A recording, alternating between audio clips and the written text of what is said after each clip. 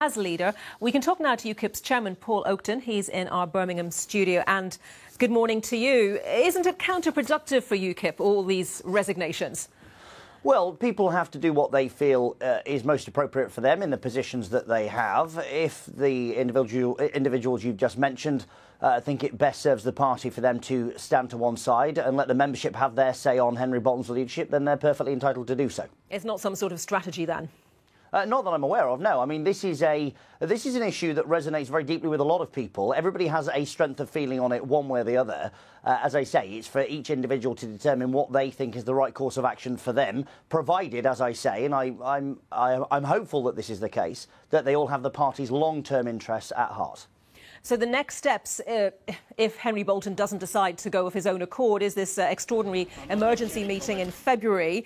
Could the party members back him, or do you think they are in tune with what the rest of the party's front bench seems to be saying? Well, I'm not going to predetermine what the outcome of that meeting will be. From my perspective, what is very clear for me and for every member of our party is that UKIP are absolutely crucial over the next 12 months in delivering the Brexit that 17.4 million voters are looking for. It is crucial that the party gets behind its leader because as the largest grassroots organisation capable of taking that Leave campaign to the streets of Britain, we need to be cohesive behind a leader. Let Henry Bolton get on with that then, because, you know, this continues the divisiveness that the public is seeing around UKIP.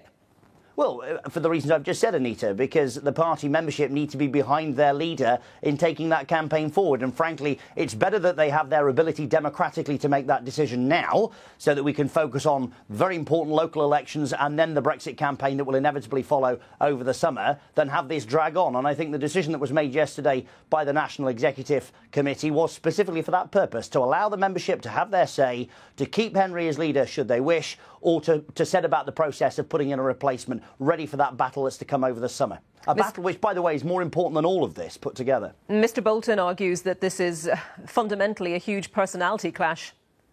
Well, we're a political party that is full of big personalities, as is every party.